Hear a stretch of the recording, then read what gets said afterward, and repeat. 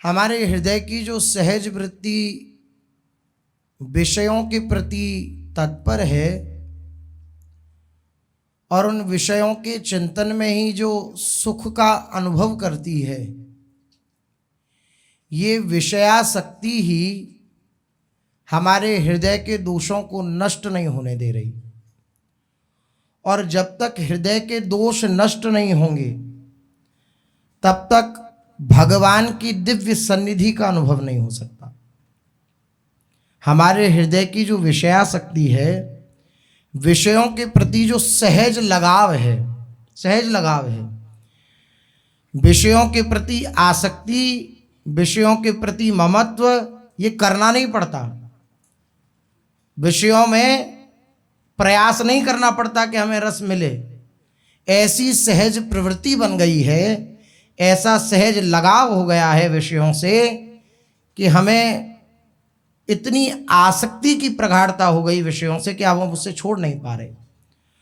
और जब हम विषयासक्ति को नहीं छोड़ पा रहे तो हम अपने हृदय के दोषों को भी नहीं मिटा पाएंगे। अब क्या उपाय है कि विषयासक्ति भी मिट जाए और हृदय के दोष भी नष्ट हो जाएं, क्योंकि जब तक हृदय के दोष नष्ट नहीं होंगे तब तक हृदयाराध्य का साक्षात्कार नहीं हो सकता, मन शांति का अनुभव नहीं कर सकता, पायो परम विश्राम यह स्थिति नहीं आ सकती। कब तक? जब तक हृदय में दोष बने रहेंगे और हृदयाराध्य का साक्षात्कार नहीं होगा, हृदय में अनुभव नहीं होगा कि प्रभु मेरे हृदय में विराजमान है, प्रभु का अनुभव नहीं होगा, तब तक ये जो क्लेश है, बिन देखे रघुनाथ पद जिए की जरन ही न जाए, ये जो हृदय की जलन है, अशांति है, दिन रात जो हम एक सोच में पड़े रहते हैं, दिन रात जो हम एक अशांति से युक्त रहते हैं, ये अशांति, ये जलन तब तक शांत नहीं होगी जब तक श्री भगवान का साक्षात्कार नहीं हो जाएगा, जब तक हम भगवान पर महत्व बुद्धि नहीं कर लेंगे, जब तक हमारी सहज वृत्ति हृदय की भगवान के चिंतन में नहीं लग जाएगी, तब तक हमारे हृदय को शीतलता शांति नहीं मिल सकती। त्रिकाल में ना किसी को मिली है, ना मिल रही है, ना मिलेगी। जब तक कोई भगवान का आश्रय नहीं लेगा तब तक क्षणिक सुख मिल सकते हैं। जैसे दांत खाज खुजली हो जाए तो उसे खुजाने में सुख प्रतीत होता है, लेकिन सुख है नहीं। वह सुख जो प्रतीत हो रहा है वह घाव प्रदान करने वाला है। ऐसे ये जो विषयों से अगर थोड़ा बहुत क्षणिक सुख मिलता भी है तो केवल इसी प्रकार है जैसे खुजली हो जाए, बस इसी प्रकार का सुख है, अन्यथा कोई सुख नहीं है, ऐसा महापुरुषों का कथन है। हम इस बात को वैसा का वैसा स्वीकार कर लें तो बहुत जल्दी लाभ मिल जाएगा। हम अनुभव के चक्कर में पड़ेंगे कि हम भी अनुभव करके देखें कि सुख है या नहीं, तो अनंत अनंत जन्म इसी अनुभव में बीत गए हैं अपने लोगों के, फिर भी अनुभव नहीं हो पाया है। पूरा जीवन तो बीता ही जा रहा है। जो भी हमारी उम्र हो गई है उस उम्र में हम देख लें कि हमने क्या सुख प्राप्त कर लिया, हमने क्या वैभव प्राप्त कर लिया। अगर प्राप्त कर लिया होता और वहाँ विश्राम प्राप्त कर लिया होता है या वहाँ विश्राम होता तो भगवान की शरण में आने की आवश्यकता नहीं रह जाती। भगवान की शरण में कब आता है जीव? जब अपने आप को परास्त समझता है, अपने आप को भयभीत जानता है, अपने आप को क्लेशित जानता है, संसार के ताप से तपित हो जाता है, तब जाकर के जीव के हृदय में बात आती है कि मैं भगवान की शरण में जाऊं। भगवान ने अगर दुख नहीं बनाए होते तो कोई नहीं आता भगवान की शरण में। सच मानिए, अगर दुख नहीं होता संसार में एक अरुचि, एक असहजता नहीं होती अगर जीव के अंदर संसार में रहते हुए, तो कोई इस खोज में ना निकलता कि कौन भगवान है, कैसे भगवान है, उन्हें प्राप्त करने की चेष्टा ना करता। बलिहारी है दुख की कि ये है, तो भगवान के प्रति हम अग्रसर होते हैं।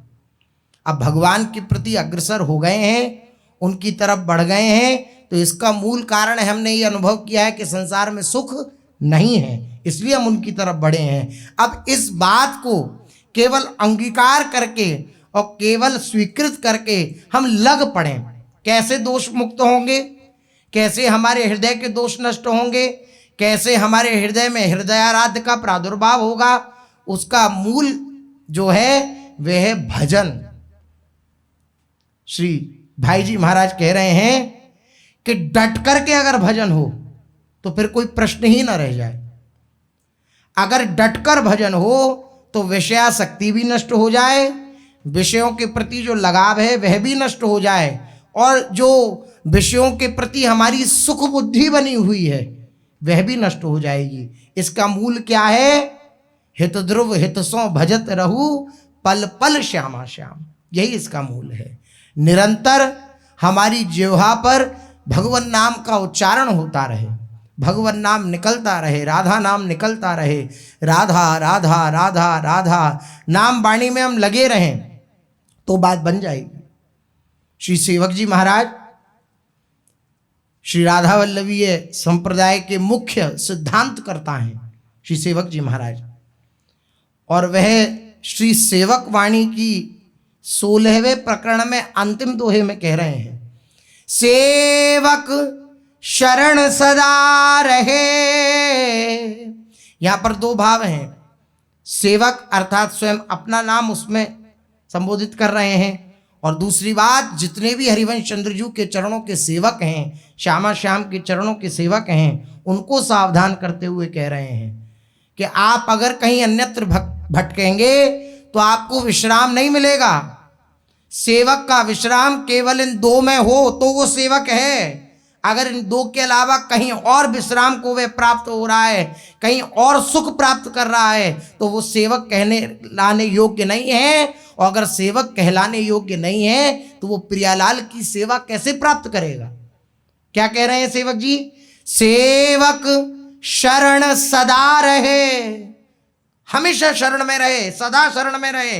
किसके? अनत नहीं विश्राम कै वाणी हरिवंश की, कै हरिवंश ही नाम। अगर हम प्रियालाल की सेवा में प्रवेश करना चाहते हैं, प्रियालाल की सेवा में अपने आप को नित्य निरंतर सम्मिलित देखना चाहते हैं, तो यही उपाय है। आपके चित्त को भी विश्राम मिल जाएगा, आप विश्राम को प्राप्त हो जाएंगे।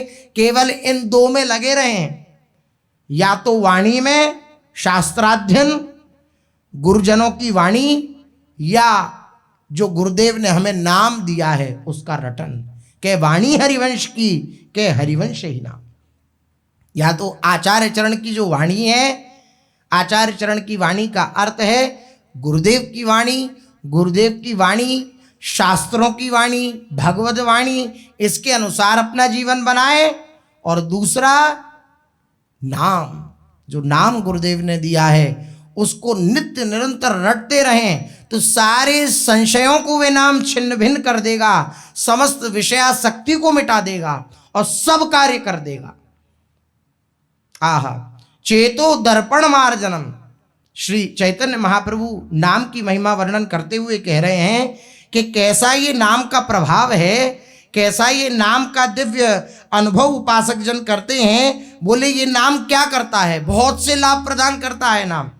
श्री महाप्रभु जी कह रहे हैं, चेतो दर्पण मार्जनम भव महादावाग्नि निर्वापणम श्रेय कैरव चंद्रिका वितरणम विद्यावधू जीवनम आनंदाम्बुधिवर्धनम प्रतिपदम पूर्णामृतास्वादनम सर्वात्मस्नपनम परम विजयते श्रीकृष्ण संकीर्तनम। सर्वात्म स्नपनम परम विजयते श्री कृष्ण संकीर्तनम। ये जो भगवान नाम का उच्चारण है, भगवान नाम का जप है, ये कितने लाभ प्रदान करता है। विषयासक्ति के द्वारा हमारा जो मन है, चित्त है, वह जो चित्त रूपी दर्पण है, वो जो मुकुर है, वह गंदा हो चुका है। और मुकुर मलिन और नैन विहीना देखई नैन राम कर दीना। जो मुकुर मलिन है, जिनका मन रूपी मुकुर मलिन है, और जिनके हृदय में दैन्यता नहीं है वो श्री ठाकुर जी के दर्शन नहीं कर सकते। नेत्र नहीं है, जिन पर प्रेम नेत्र नहीं है, वह श्री ठाकुर जी का दर्शन नहीं कर सकता। अब मुकुर कैसे साफ हो? वह मन रूपी जो गंदा शीशा है, जैसे किसी गंदे शीशे के सामने आप जाओ और अपनी परछाई देखना चाहो तो देख पाएंगे? पहले उसे साफ करना पड़ेगा। उसकी रज को जैसे ही हटाएंगे तो अपना मुख दिखने लगेगा सामने। ऐसे ही ये जो मन रूपी मुकुर है जो गंदा हो गया है, जिसमें श्री प्रियालाल नहीं झलक रहे हैं, प्रियालाल का अनुभव नहीं हो रहा है, कैसे होगा? बोले इसे साफ करो। कैसे साफ करें? तो नाम का रटन करने से ये साफ होगा, गुरुदेव का आश्रय ग्रहण करने से ये साफ होगा। श्री गुरु चरण सरोज रज निज मन मुकुर सुधार। अपने मन रूपी दर्पण को कैसे सुधारे? बोले गुरु चरण रज के द्वारा। श्री गुरु चरण सरोज, गुरु चरण कमल का आश्रय लेने से, गुरुदेव ने जो नाम दिया है उसका रटन करने से हमारा मन रूपी दर्पण साफ हो जाएगा, स्वच्छ हो जाएगा। तो ये नाम क्या करता है? चेतो दर्पण मार्जनम, हमारे चित्त रूपी दर्पण का मार्जन कर देता है, सफाई कर देता है। कितना प्रभाव है। हम बड़े परेशान हैं कि मन नहीं लगता नाम जप करने में, हमारा मन नहीं लगता भगवान का चिंतन करने में। अब हम नाम जप करते हैं तो हम बहुत क्लेशित होते हैं, हमारी बहुत वृत्तियां आकर हमें परेशान करती हैं। तो सच मानिए ये नाम ही, इसी का दृढ़ आश्रय अगर हम लिए रहे तो ये एक दिन हमारे पूरे चित्त को निर्मल कर देगा। और निर्मल मन जन सो मुहि पावा, भगवान के वचन हैं। जो निर्मल मन का है वो मुझे प्राप्त कर लेता है। बोले निर्मल मन नहीं हुआ तो फिर क्या होगा? तो ये नाम जो है, क्या इस पर अविश्वास है कि हमारे चित्त को ये निर्मल नहीं कर देगा? हम नाम का इस आश्रय लिए हुए हैं तो इस नाम के आश्रय की लाज नामी रखेंगे। वो हमारा मन निर्मल हो या ना हो वे मिलेंगे। क्यों? क्योंकि हमने नाम का आश्रय ले रखा है। और ऐसा हो ही नहीं सकता कि हम नाम का आश्रय लें, डटकर भजन करें, डटकर नाम जप करें, हमारे चित्त का जो ये मलिन स्वरूप है ये साफ ना हो जाए। ऐसा नहीं हो सकता है। हम घबरा जाते हैं। बात ये होती है, अपने जीवन में भी देखते हैं, मान लो थोड़ा बहुत भी अगर नाम के प्रति गुरु कृपा से लगाव होने लगे तो मन डराने लगता है। तुम अगर और नाम का रटन करोगे तो हम और जलाएंगे। तो ये जलन जो है ये सहन न करने के कारण हम छोड़ देते हैं। हम सोचते हैं पहले ज़्यादा सुखी थे, अब तो और ज़्यादा कष्ट होने लगा। नहीं नहीं, जो अंदर की सारी वृत्तियां हैं वे बाहर निकल रही हैं, इसलिए वे जो जलन है वे जलन भी शांत नाम जप से ही होगी। हम नाम का रटन करते रहें, नाम का उच्चारण करते रहें तो एक दिन पाएंगे कि नाम के प्रति सहज प्रीति उत्पन्न हो गई। जब पाप संस्कार सब भस्म हो जाएंगे तो नाम के प्रति एक सहज प्रीति हो जाएगी। फिर राधा नाम सुधारसम ऐसा अनुभव में आने लगेगा। क्या करता है नाम? चेतो दर्पण मार्जनम, चित्त रूपी दर्पण की सफाई कर देता है।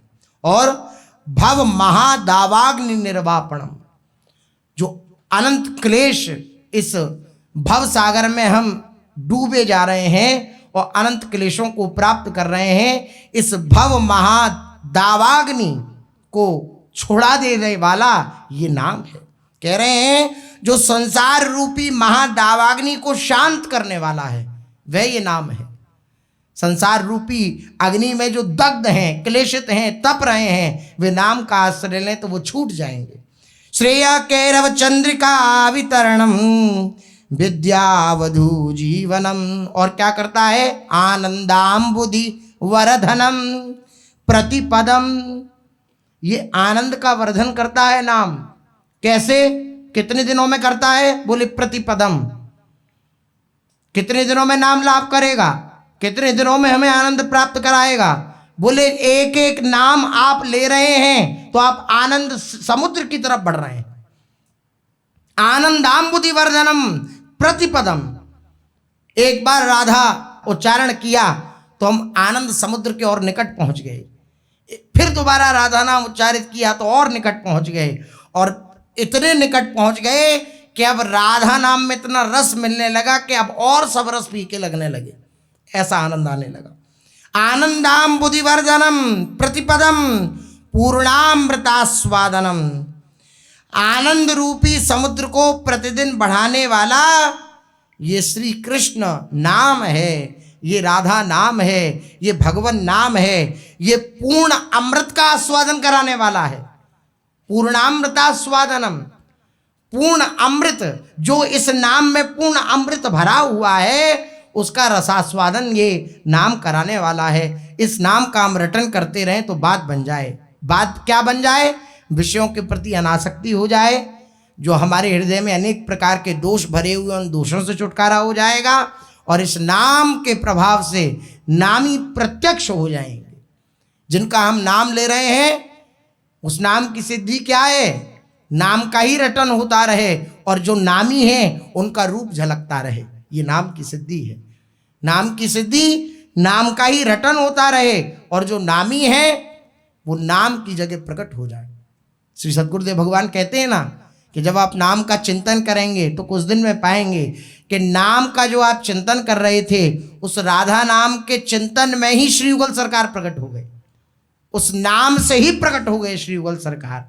ये नाम ही नामी तक पहुंचाता है, ये नाम ही श्री हरि तक पहुंचा देता है। इसलिए अपने चित्त को, जो मलिन चित्त है उसको साफ करना है, अपनी विषयासक्ति मिटानी है, अपने हृदय में प्रियालाल के प्रति प्रेम उत्पन्न करना है। तो एक ही उपाय है, डटकर भजन करना, डटकर नाम जपना। कोई इसमें नियम नहीं है कि हमें इसी समय करना है, सुबह उठकर ही करना है, कि नहा धोकर ही करना है, कि बैठकर ही करना है, चलते फिरते नहीं कर सकते। कोई नाम में नियम नहीं है। हाँ, मंत्र में नियम होता है। जब दीक्षा ली जाती है, जो मंत्र मिलता है तो उसका नियम कुछ होते हैं, लेकिन नाम इसका कोई नियम नहीं है। आप जहाँ हैं, जिस अवस्था में जहाँ हैं, अच्छी से अच्छी जगह और कैसी भी जगह आप नाम का रटन कर सकते हैं। नाम के लिए कोई प्रतिबंध नहीं है। श्री चैतन्य महाप्रभु जी का एक श्लोक है, वे कह रहे हैं, नाम नामकारी बहुधा निज सर्वशक्तिस् तत्रार्पिता नियमितः स्मरणे न कालः एतादृशी तव कृपा भगवन् ममापि दुर्दैवमीदृशमिहा जनिनानुराग। श्री महाप्रभु जी तो अपनी दैन्यता का वर्णन करते हुए हम सबकी तरफ से प्रार्थना कर रहे हैं, प्रभु से कह रहे हैं, हे प्राणनाथ, आपकी कृपा में कुछ कसर नहीं है। क्यों कसर नहीं है? आपने अब संपूर्ण कृपा हमारे ऊपर कर दी है। कोई भी ऐसी बात नहीं रह गई कि प्रभु ने हम पर ये कृपा छोड़ दी हो कि भगवान अगर इतना और कर देते तो हम अपने आप को पूर्ण कृपा पात्र समझते। ऐसा नहीं है। श्री चैतन्य महाप्रभु जी कह रहे हैं, हे प्राणनाथ, कोई कसर आपने अपनी कृपा में नहीं छोड़ी है। मेरे दुर्भाग्य में कुछ संदेह नहीं है। आपकी कृपा में संदेह नहीं है और मेरे दुर्भाग्य में संदेह नहीं है। क्यों संदेह नहीं है भाई? ऐसा क्यों कह रहे हैं कि हमारा दुर्भाग्य है और आपकी खूब कृपा है? इसलिए भला देखो तो सही, आपने नंद नंदन, ब्रजचंद, मुरली मनोहर, राधा रमण, राधा वल्लभ, ये कितने सुंदर सुंदर कानों को प्रिय लगने वाले अपने मनोहारी नाम प्रकट किए हैं। आपने कृपा करके, दिव्य लीलाएं करके आपने अपने ये दिव्य नाम प्रकट किए हैं हम जैसों के उद्धार के लिए। फिर वे नाम रीते ही हों सो बात नहीं, आपने अपनी संपूर्ण शक्ति सभी नामों में समान रूप से प्रतिष्ठित कर दी है। कोई भी नाम छोटा बड़ा नहीं है कि अमुक अमुक नाम जपता है तो वो छोटा हो गया, हम ये नाम जपते हैं तो हम बड़े हो गए। बोले नहीं, प्रत्येक नाम में आपने संपूर्ण शक्ति प्रदान कर दी है। लेकिन महाप्रभु जी कह रहे हैं, आपने अपनी लीलाएं करके नाम प्रकट किए और उस नाम में अपनी सर्वाधिक शक्ति, अपनी पूर्ण शक्ति वह उस नाम में प्रतिष्ठित कर दी, नाम में विराजमान कर दी। समान रूप से सब नाम समान प्रभाव दिखलाने वाले हैं। जिसका भी आश्रय ग्रहण करें उसी में आपकी पूर्ण शक्ति मिल जाएगी। जिस भी नाम का आश्रय ग्रहण करें, जो नाम हमें प्रिय हो, जिस नाम का आश्रय ग्रहण करें उसमें हमें पूर्ण शक्ति प्रदान हो जाएगी, उसकी पूर्ण कृपा मिल जाएगी। संभव है वैदिक क्रियाकलापों की भांति आप उनके लेने में कुछ देश काल और पात्र का नियम रख देते। भाई नाम भगवान ने इतनी कृपा करी, भगवान ने लीलाएं करी, उससे नाम प्रकट हुए।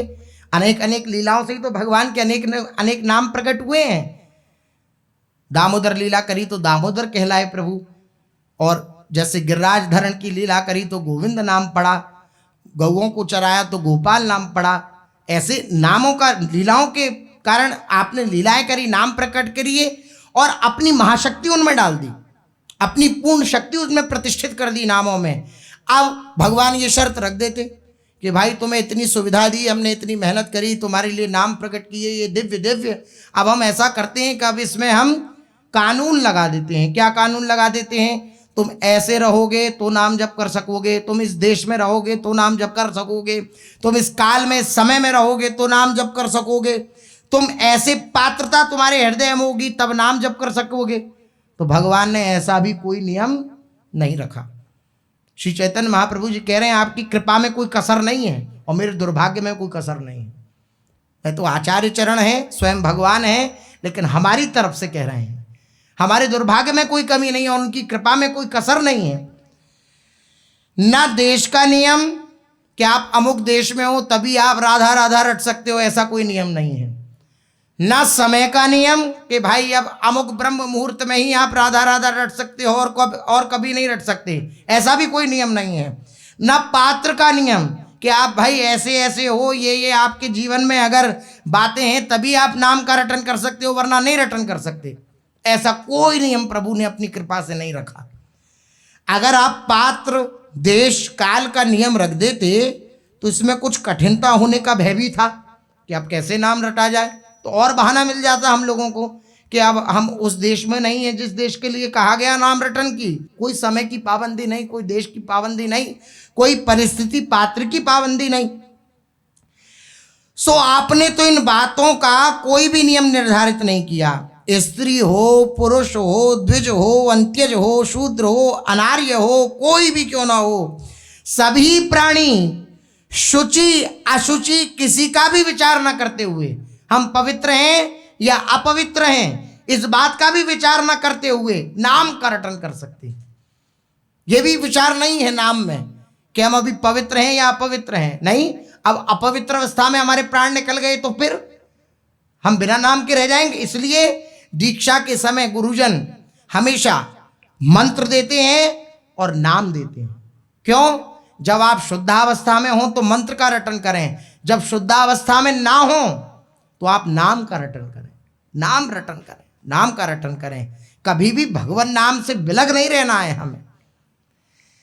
श्री महाप्रभु जी कह रहे हैं प्रभु आपकी कितनी कृपा है, आपने ये भी मर्यादा नहीं रखी कि मेरा नाम आपको पवित्र अवस्था में लेना है या पवित्र अवस्था में लेना है। किसी भी अवस्था में हो, सर्वावस्थांगतोपि वह, किसी भी अवस्था में हो भगवान का नाम उच्चारण करेगा तो वो परम पवित्र माना जाएगा। अशुचि शुचि का किसी भी प्रकार का विचार न करते हुए सभी अवस्थाओं में आपका नाम लिया जा सकता है, सभी समयों में आपका नाम लिया जा सकता है, सर्वत्र आपके उन सुमधुर नामों का संकीर्तन किया जा सकता है। लेकिन हे भगवान, आपकी तो जीवों के ऊपर इतनी भारी कृपा और हमारा इतना दुर्दैव कि आपकी इतनी छूट देने पर भी आपके इन सुमधुर नामों में सच्चे हृदय से हमारे हृदय में अनुराग उत्पन्न नहीं हो रहा।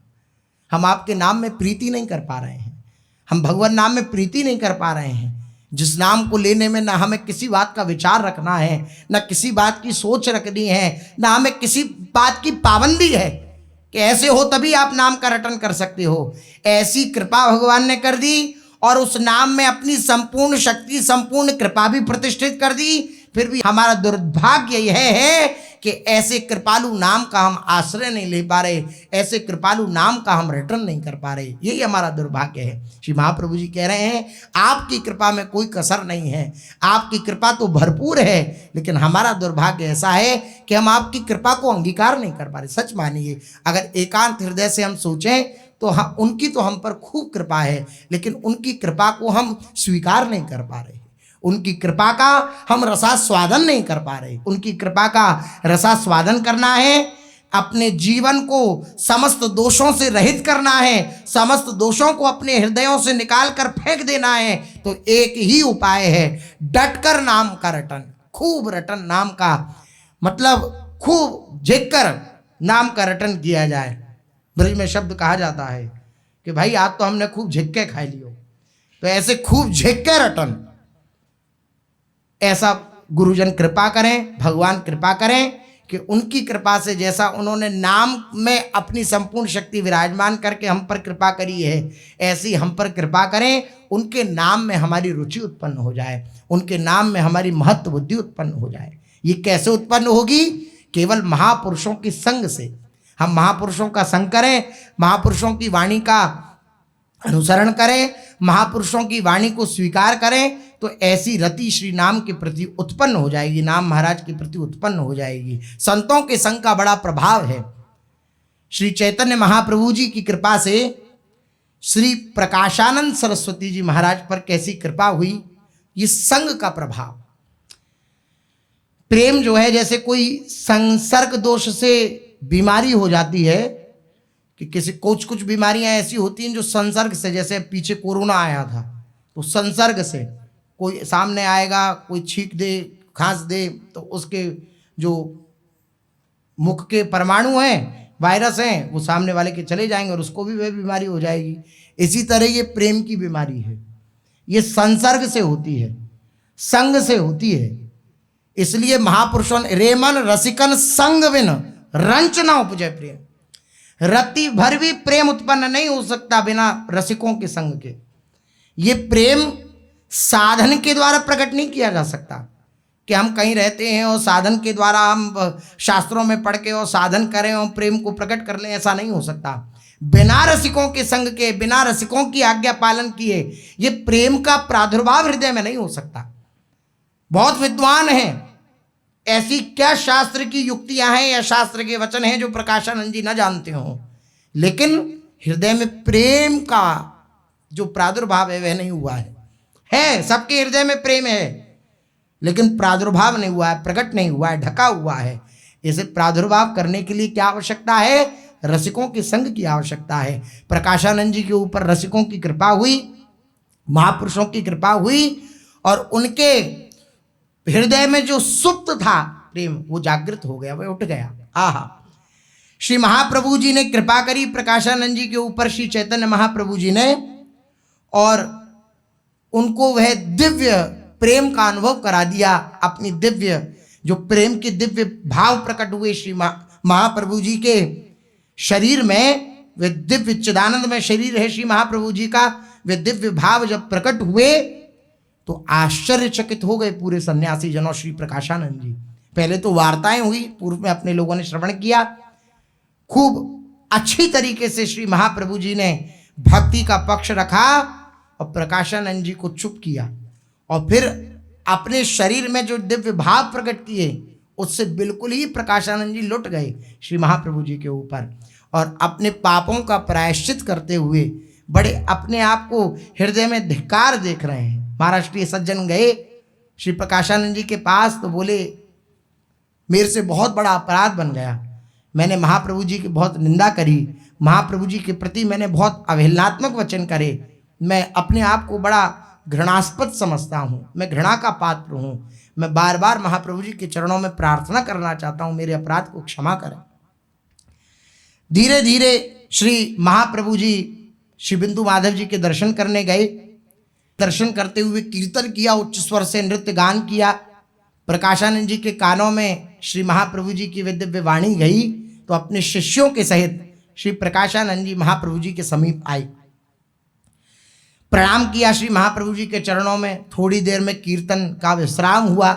श्री चैतन्य महाप्रभु ने प्रकाशानंद जी की ओर देखा, अत्यंत दैन्य है, लेकिन श्री चैतन्य महाप्रभु तुरंत गए और चरणों में बार बार प्रणाम करने लगे। आपको बार बार प्रणाम है, बार बार प्रणाम है।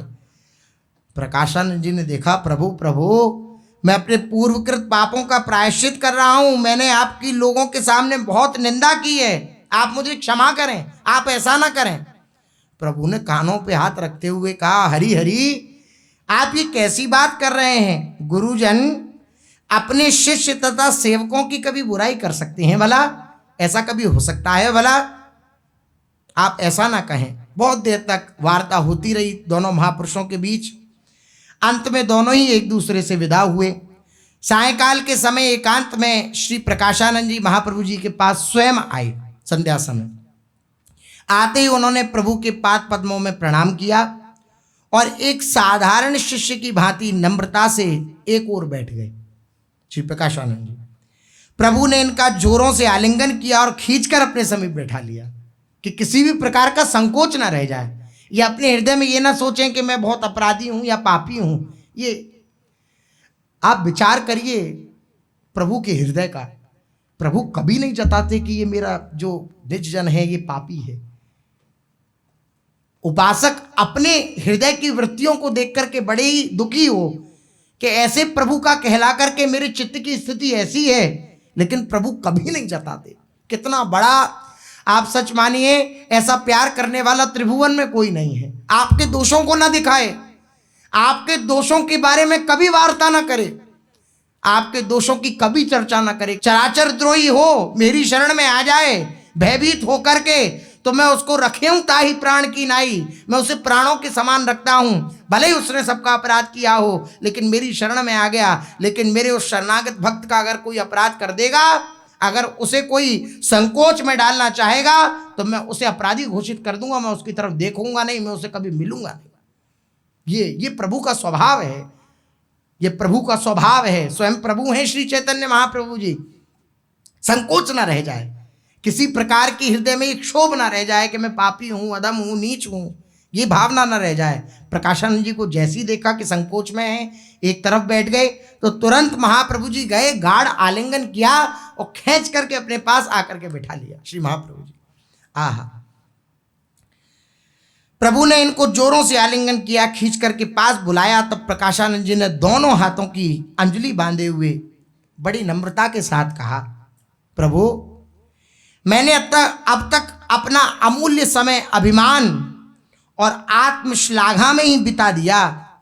परमार्थ पद से मैं अब तक एकदम अनभिज्ञ ही रहा, इसलिए अब मुझे क्या करना चाहिए, मेरा मुख्य कर्तव्य क्या है, सो आप मुझे बतला दीजिए। भगवान, आप साधारण जीव नहीं हैं, आप तो जीवन मुक्त हैं।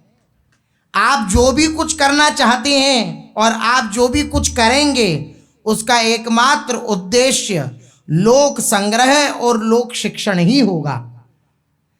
इसलिए भगवान, मैं तो यही समझता हूं कि प्राणी मात्र का परम पुरुषार्थ श्री कृष्ण प्रेम की उपलब्धि करना ही है।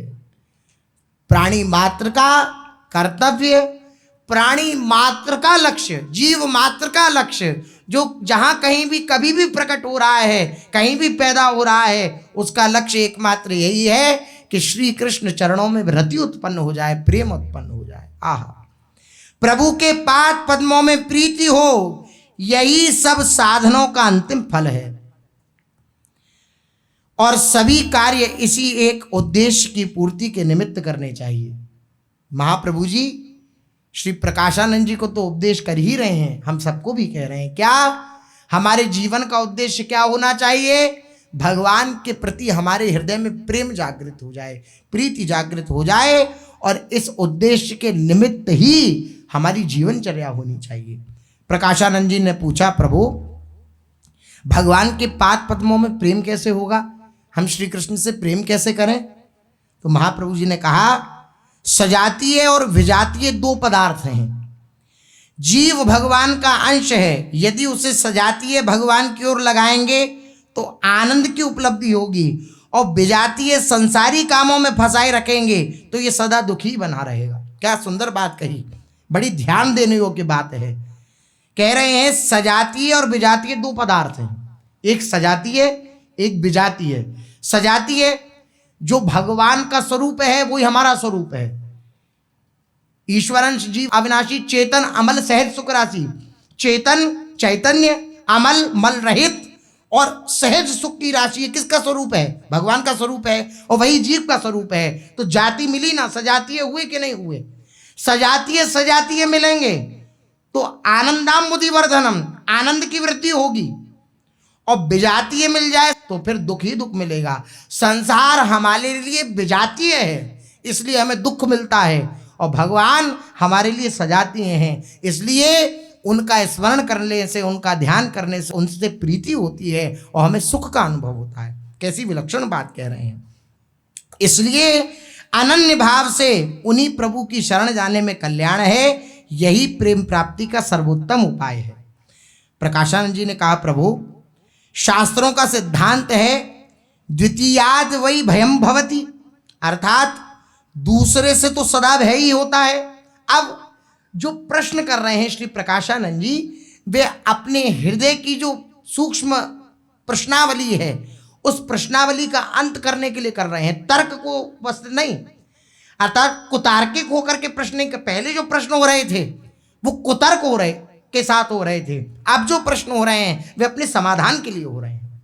अब के प्रश्न में और पहले के प्रश्नों में अंतर है। अब पूछा कि शास्त्रों का सिद्धांत है कि दूसरे से तो सदा भय होता है, अर्थात द्वैत में सदा भय है, इसका क्या अभिप्राय है? जब तक सेव्य सेवक भाव है तब तक द्वैत है, सेवक और सेव्य तो द्वैत है, और द्वैत भय का कारण है, फिर किस भाव से शरण जाऊं? तुरंत प्रश्न किया, क्योंकि विद्वान तो हैं ही, बुद्धि तो प्रखर है ही श्री प्रकाशानंद जी की। और श्री महाप्रभु जी ने तुरंत कहा, भगवान आप ध्यान पूर्वक इस बात पर विचार करें। वास्तव में यह बात ठीक है कि द्वैत में सदा भय ही होता है, बिना द्वैत भावना की शांति नहीं, किंतु आप सोचिए अंश में और अंशी में कोई भेद होता है क्या?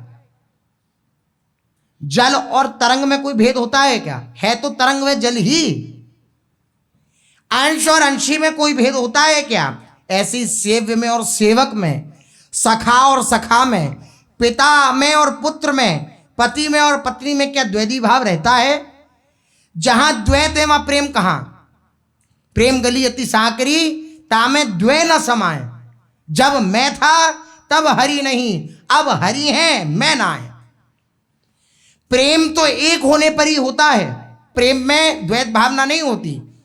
श्री आचार्य चरण श्री हरिवंश चंद्र जी कह रहे हैं, किशोरी मात्मानम किमि सुकुमारिम नु कलहे, मैं कब किशोरी स्वरूप होकर किशोरी की सेवा करूंगी। द्वैत नहीं होता है, वहां एक ही हित तत्व रहता है, प्रेम तत्व रहता है। उसी प्रेम के विविध स्वरूप होते हैं, होता एक वही प्रेम है, वही हित है। द्वैत में कभी प्रेम नहीं हो सकता है, प्रेम तो एक होने पर ही होता है। जिसे हम अपना कहकर स्वीकार कर चुके हैं वे दूसरा रह ही नहीं जाता। जैसे हम अपना कि आप तो अपने हो, तो फिर दूसरा नहीं रह जाता। व्यवहार में भी आप देखो, जब कोई गुप्त बात कहनी होती है तो कहने वाला पास में बैठे हुए आदमियों की ओर शंकित दृष्टि से देखता है। मान लो मुझे आपसे कोई गुप्त बात कहनी है और आपके पास और भी लोग बैठे हैं, तो हम आपकी तरफ प्रश्नवाचक चिन्ह से देखेंगे कि भाई ये सब बैठे हैं, आपको गुप्त बात कैसे बतलाएं?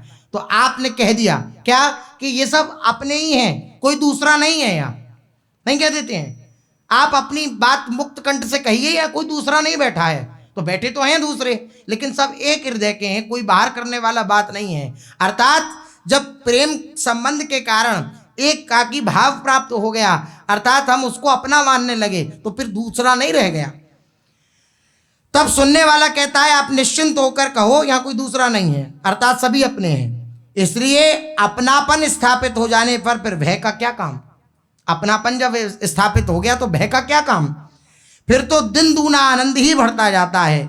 संबंध 5 ही प्रकार से हो सकता है: अंश अंशी संबंध, स्वामी सेवक संबंध, सख्य संबंध, पिता पुत्र का संबंध और पति पत्नी का संबंध। इन्हीं क्रम में शांत दास सख्य वात्सल्य और कांता भाव कहते हैं। इनमें से भगवान के साथ कोई भी संबंध स्थापित हो जाने पर फिर वे दूसरे नहीं रहते। भगवान के साथ जब संबंध स्थापित हो गया तो वे दूसरे नहीं रहे। जब तक दूसरे भगवान कोई और हैं, बहुत ऊंचे पर विराजमान हैं, जब तक ये दूसरा भाव है, अलगाव है, तब तक प्रेम उत्पन्न नहीं हुआ। और भगवान अपने, अपनापन, ये प्रेम उत्पन्न होने की बात है। अपने ही हो जाते हैं, द्वैत ना रहकर अद्वैत बन जाते हैं। शांत भाव में ऐश्वर्य की भावना रहने से कुछ अद्वैत का अंश शेष रह जाता है। दास्य भाव में निरंतर सेवक की भावना रखने से शांत की अपेक्षा कुछ द्वैत भाव कम हो जाता है। सख्य में दास की अपेक्षा कुछ कम हो जाता है, किंतु कुछ द्वैत तो सख्य में भी बना ही रहता है। सखा अपने सखा से इच्छा तो रखता ही है कि यह भी हमसे स्नेह करें। सख्य की अपेक्षा वात्सल्य भाव में द्वैत बहुत ही कम होता है, क्योंकि असली पिता अपने में और पुत्र में किसी प्रकार का भेदभाव नहीं रखता। पुत्र पिता का आत्मा ही है, किंतु फिर भी द्वैधी भाव समूल नष्ट नहीं होता। लालन पालन जन्य कुछ सूक्ष्म द्वैतांश शेष रह ही जाता है। हाँ, कांता भाव में द्वैत का नाम नहीं। पत्नी अपने मन को ही पति के मन में नहीं मिला देती है, किंतु उसकी सभी चेष्टाएं, सभी क्रियाएं केवल पति के ही सुख के निमित्त होती हैं। उसके लिए अपना अस्तित्व नहीं रह जाता। वहाँ न स्वामी सेवक भाव है, न अंशांशी भाव है, वहाँ तो अद्वैत भाव है। पत्नी अपने लिए सुख नहीं चाहती, उसे अपने सुख में प्रसन्नता नहीं होती। उसकी प्रसन्नता तो प्रियतम की प्रसन्नता में है। प्यारा प्रसन्न है, इसलिए उसे भी प्रसन्न रहना चाहिए, क्योंकि प्यारे से पृथक उसका अस्तित्व ही नहीं है। आह, तब प्यारे से विरुद्ध उसकी कोई चेष्टा हुई कैसे सकती है। इसी का नाम महामाधुर्य भाव है। यही सर्वश्रेष्ठ भाव है। ऊपर तक कांता भाव का वर्णन किया, प्रकाशानंद जी महाराज से आप ऊपर देखिए, कांता भाव का वर्णन किया, और अब कह रहे हैं यही सर्वश्रेष्ठ भाव है, यही महामाधुर्य भाव है। क्या? जिसमें अपने प्यारे की प्रसन्नता हो। जोई जोई प्यारो करे सोई मोए भावे। ये इसमें भावान्वित हुए पुरुष की सभी क्रियाएं बंद हो जाती हैं। उसका अपनापन एकदम नष्ट हो जाता है। उसका शरीर यंत्र की तरह अपने आप ही थोड़ी बहुत चेष्टा करता रहता है। ऐसा भाव किसी भाग्यवान पुरुष को ही प्राप्त हो सकता है।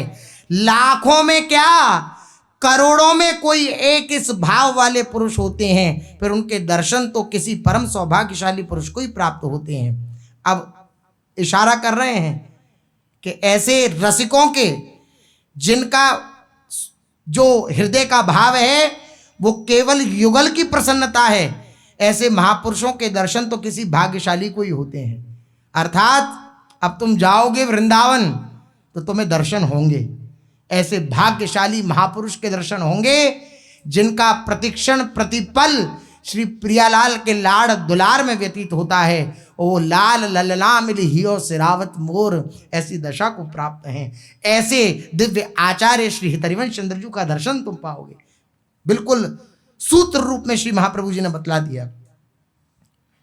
आप तो श्री कृष्ण के निर्जन हैं, आपके लिए कौन सा भाव दुर्लभ है। भगवान ने आपको तो अपना कहकर वर्णन कर लिया है। जिसे वे अपना कहकर स्वीकार कर लेते हैं वही इस भाव में दीक्षित हो सकता है। लाल रंगीलो गाइए ताते प्रीति रंगीली पाइए। जिसे लालजू महाराज अपना कहकर स्वीकार कर लेते हैं वे क्या करते हैं, इस भाव की प्रधानता, राधा प्राधान्य, इस भाव की उपासना प्रदान कर देते हैं। योग यज्ञ और जप तप करके ही कोई अपने को इस भाव में दीक्षित होने का अधिकारी समझ बैठे तो ये उसकी अनधिकारिक चेष्टा हो सकती है। ये अधिकार नहीं है, कोई योग आदि के द्वारा प्राप्त नहीं कर सकता। अत्यंत ही दीन भाव से प्रकाशानंद जी ने कहा, प्रभु आज मेरा पुनर्जन्म हो गया। मैं अपना परम सौभाग्य समझता हूं कि भगवान ने मुझे अपनी शरण में ले लिया। अब मेरे पुनर्जन्म का नाम रख दीजिए और मुझे आज्ञा दीजिए कि मैं कहाँ रहूं और क्या करूं। महाप्रभु जी ने प्रेम पूर्वक कहा, अब प्रकाशानंद जी कहकर संबोधित नहीं कहा, प्रबोधानंद जी, प्रबोधानंद जी नाम रख दिया। आपको बोध तो पहले ही था, अब प्रभु की परम कृपा होने से आपको प्रकृष्ट बोध हुआ है, इसलिए आज से प्रकाशानंद जी के स्थान में आपका नाम प्रबोधानंद जी हुआ। रहने का एक ही ठाम है आपके लिए, एक ही ठौर है श्री वृंदावन धाम, और करने के लिए एक ही काम है श्री वृंदावन विहारी का अहरनिश नाम संकीर्तन। श्री कृष्ण रटिए और वृंदावन में बसिए, इसी में परम कल्याण है। प्राणी मात्र के उद्धार का यही सर्वश्रेष्ठ उपाय है। प्रभु की आज्ञा शिरोधार्य करके श्री प्रकाशानंद जी उसी समय आनंद मग्न हो गए और बोले, निष्ठाम प्राप्ता व्यवहृति ततीर लौकिकी वैदिकी वा या वा लज्जा प्रहसन समुद्गान नाट्योत्सवेषु ये वा भुवन्नः सहज प्राण देहार्थ धर्मा गौरश्चौरः सकलमहरत् कोपि मे तीव्र वीर्यः। अत्यंत ही बलवान किसी गौरवर्ण के चोर ने आकर मेरी लौकिक और वैदिक व्यवहार निष्ठा को संकीर्तन करते समय जोर जोर से हंसने गाने तथा नृत्योत्सव में होने वाली लज्जा को और प्राण तथा देह के कारण स्वरूप जो स्वाभाविक धर्म है उन सभी को जबरदस्ती छीन लिया। अर्थात उन महाप्रभु जी ने चोरी करके मेरी सारी हृदय की वस्तुओं को निष्ठाओं को हरण कर लिया और जो उनके हृदय की निष्ठा थी उसको स्थापित कर दिया। धन्य है ऐसे लुटे हुए यात्री को और लूटने वाले चोर को। हम लूटने वाले चोर के और लूटने वाले महाभाग यात्री के चरणों में बार बार प्रणाम करते हैं। महाप्रभु जी से कृपा प्राप्त करके और श्री प्रबोधानंद सरस्वती पाद जी उसी समय प्रभु की चरण धूलि मस्तक पर चढ़ाकर मठ मंदिर शिष्य संपत्ति सभी को छोड़कर श्री वृंदावन के लिए चल दिए। वृंदावन के लिए अब वृंदावन जा रहे हैं और भावना करते जा रहे हैं कि महाप्रभु जी ने कहा कि अत्यंत सौभाग्य जिसका उदय होता है उनको प्रियालाल के निज जनों का दर्शन होता है। क्या मुझे वह सौभाग्य प्राप्त होगा? क्या मुझे श्री वृंदावन धाम की वे दिव्य लीला अनुभूति होगी? जो युगल किशोर श्यामा श्याम नित्य विहार परायण है श्री वृंदावन धाम में अपनी सहचरियों के मध्य में, जो सबसे महामाधुर्य रस की सबसे उत्तम अवस्था जो है, उत्तम उपासना जो है, क्या मुझे उसका दर्शन होगा? ऐसी भावना हृदय में रख के और श्री हितरिवंश चंद्रजू की कृपा प्राप्त करने के लिए श्री पाद प्रबोधानंद जी वृंदावन के लिए पादार्पण किया। आहा, काशी ते वृंदावन आए, एक मास रही अति सुख पाए, सब ही ठाकुर द्वारे देखे, और सबे आचार्य पेखे, सबके मतनी के करी जाने, पे प्रबोध के मन नहीं आने। अब प्रबोधानंद सरस्वती पाद जी श्री वृंदावन आने से पूर्व की अपने लोगों ने चर्चा सुनी, कैसे श्री चैतन्य महाप्रभु जी की कृपा हुई। श्री चैतन्य महाप्रभु जी की कृपा से श्री वृंदावन की प्राप्ति हुई और श्री हितरिवंश चंद्रजू की कृपा से वृंदावन की संपत्ति की प्राप्ति हुई। ऐसी कृपा बनी। आचार्य में भेद नहीं है, कोई भेद नहीं है। जब भगवान के नामों में भेद नहीं है, राम कृष्ण हरि नारायण जो आप रटें सब समान रूप से समान शक्ति प्रदान करने वाले, समान कृपा प्रदान करने वाले नाम हैं। जब नाम में भेद नहीं है, नामी में भेद नहीं है, और भगवान के जितने भी विविध स्वरूप हैं उनमें कोई भेद नहीं है, भगवान के जितने भी अवतार हैं उन अवतारों में भेद नहीं है, तो फिर उन अवतारों के उपासक जनों में भेद कैसे हो सकता है? उन अवतारों के उपासक जनों में भी भेद नहीं हो सकता। उन अवतारों के आचार्य जनों में उन रसों के जो प्रभु प्राप्ति के अनेक मार्ग हैं, सबकी अपनी हृदय की अलग अलग भावनाएं हैं, उन सब की अलग अलग भावनाओं को पुष्ट करने के लिए आचार्य जन अनेक रूप में प्रकट होते वही हैं। विश्वम्भर सब जग आभास, वही विश्वम्भर जिनका सारे जगत में आभास व्याप रहा है, वही प्रभु आचार्याम माम विजानीयात। श्री भगवान का वचन है, आचार्य मेरे स्वरूप हैं। जैसे भगवत स्वरूपों में भेद नहीं है, ऐसे आचार्यों के स्वरूप में भेद नहीं है। जो भेद बुद्धि रखते हैं वे केवल कोरे प्रपंच में से युक्त हैं, अन्यथा जो सीधे सूदो चले आपने धन रसिकन सो प्रीतम कहे, इस निष्ठा के साथ सीधे भगवत मार्ग में चल रहे हैं, सीधे अपने आचार्य के बताए हुए मार्ग में चल रहे हैं, वे इस प्रपंच में पढ़ते ही नहीं, कभी नहीं पढ़ते। इस प्रपंच में न कभी कोई आचार्य जन पढ़े कि हम बड़े कि तुम बड़े, कि तुम छोटे कि हम बड़े, ऐसा कभी नहीं हुआ। तो उनके आश्रित जन जो सच्चे आश्रित जन हैं उनको भी नहीं पढ़ना चाहिए। केवल हृदय से जो आचार्य जनों ने, जिनके हमें आश्रय मिला है भगवान की कृपा से, उन आचार्य जनों के आदेश के अनुसार अपना जीवन बनाना चाहिए।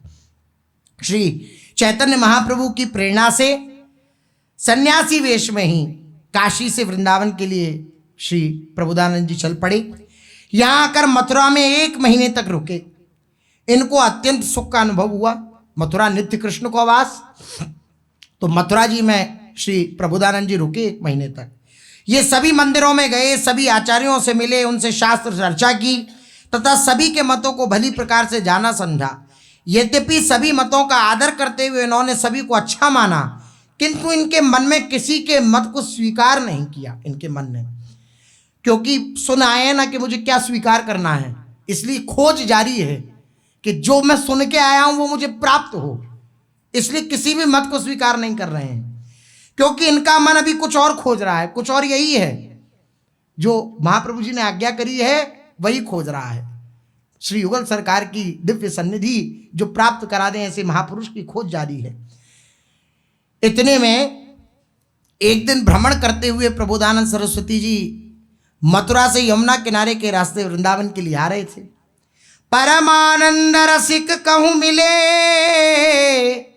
चर्चा करत दुहुनि मन खिले। परमानंद दास जी महाराज, जिनका पूर्व में अपने लोग चरित्र श्रवण कर चुके हैं, राजा परमानंद दास जी। परमानंद दास जी अपने अंतिम जीवन लीला के समय वृंदावन श्री महाप्रभु जी श्री हरिवंश चंद्र जी की कृपा से आ गए थे। वृद्धावस्था थी, यमुना किनारे बैठे थे और यमुना किनारे बैठ कर के अत्यंत उत्तम भाव समाधि में निमग्न थे। जो भाव समाधि रसिकों की है, वृंदावन के रसिकों की क्या भाव समाधि है। कभी हंसते हैं, कभी बोलते हैं, कभी गाते हैं, कभी नृत्य करते हैं, कभी रोते हैं। ये भाव समाधियां हैं। ये समाधि कहीं और प्राप्त नहीं हो सकती हैं। भगवत इच्छा से सहसा श्री प्रबोधानंद जी की दृष्टि इन संत पर पड़ी, अर्थात परमानंद दास जी पर पड़ी, जो वहीं यमुना किनारे एक एकांत कुंज में लता के नीचे पद्मासन लगाए समाधि की अवस्था में बैठे हैं। वे प्रिया प्रीतम के प्रेम रस में डूबे हुए श्री हिज्जू महाराज के शिष्य श्री परमानंद दास जी थे। श्री प्रबोधानंद सरस्वती जी उनके नजदीक गए तो देखा कि उनको बाह्य सुध नहीं है, बाहर क्या हो रहा है ये सुध नहीं है, लेकिन कभी उनके नेत्रों से अश्रु प्रवाहित हो रहे हैं, कभी वे मुस्कुरा रहे हैं, कभी उनके सारे शरीर में रोमांच हो रहा है, कभी सारे शरीर में कंपन हो रहा है। प्रबोधानंद जी ने एक दृष्टि में ही पहचान लिया कि निश्चित कोई स्थित प्रज्ञ महापुरुष हैं, स्थिति प्राप्त महापुरुष हैं, और जब ये समाधि से बाहर आवेंगे तो हम इनसे वार्ता करेंगे। हमने अनेक प्रकार की समाधियाँ देखी, अनेक प्रकार की समाधियाँ ज्ञान मार्ग में देखी, लेकिन ऐसी समाधि नहीं देखी कि बाह्य ज्ञान शून्य है लेकिन आंखों से अश्रु प्रवाह हो रहा है, कभी हंस रहे हैं, कभी मुस्कुरा रहे हैं, कभी गंभीर हो जा रहे हैं। ये तो हमने पहली बार देखा। तो आश्चर्य, पहली बार घटनाक्रम देखा ऐसा, तो बड़े आश्चर्यचकित हुए। प्रबोधानंद जी को इंतजार करते करते प्रातः काल से सायकाल हो गया। ऐसी समाधि लगी, समाधि बिहार की। वैरन देव जी कह रहे हैं लगी समाधि बिहार की, बिहार की समाधि लगी हुई है। आहा, प्रबोधानंद जी को इंतजार करते करते प्रातः काल से सायकाल हो गया। तब कहीं जाकर श्री परमानंद दास जी धीरे धीरे समाधि से बाहर आए। बाह्य जो ज्ञान था, जो शून्य अवस्था में थे, अब बाह्य ज्ञान होने लगा। श्री हरिवंश ऐसा उच्चारण किया, और ये उच्चारण करते हुए अपने नेत्रों को खोला। और प्रेम नेत्र परिचय प्राप्त है श्री प्रबोधानंद जी को प्रेम नेत्रों का, कि प्रेमी के कैसे नेत्र होते हैं, क्योंकि श्री चैतन्य महाप्रभु के नेत्रों का दर्शन करके आए हैं। जैसे ही परमानंद दास जी को देखा, समझ गए ये प्रेमी महापुरुष हैं। इनके नेत्रों से प्रेम झर रहा है, प्रेम बरस रहा है। आनंदित हो उठे प्रबोधानंद जी। सन्यासी देखे सामने तो प्रणाम किया श्री परमानंद दास जी ने। परस्पर अभिवादन करने के पश्चात जब दोनों के मध्य वार्तालाप होने लगा, तो प्रबोधानंद सरस्वती जी ने पूछा कि यद्यपि मैं सब प्रकार की समाधि के विषय में ज्ञान रखता हूं, पर मुझे ये समझ में नहीं आ रहा है कि आप किस विलक्षण समाधि में डूबे हुए हैं। ऐसी समाधि मैंने कभी नहीं देखी। जब ऐसा प्रश्न किया प्रबोधानंद जी ने, तो परमानंद दास जी ने उत्तर दिया। क्या उत्तर दिया, सुशेष चर्चा आगे। श्री राधा वल्लभ लाल की।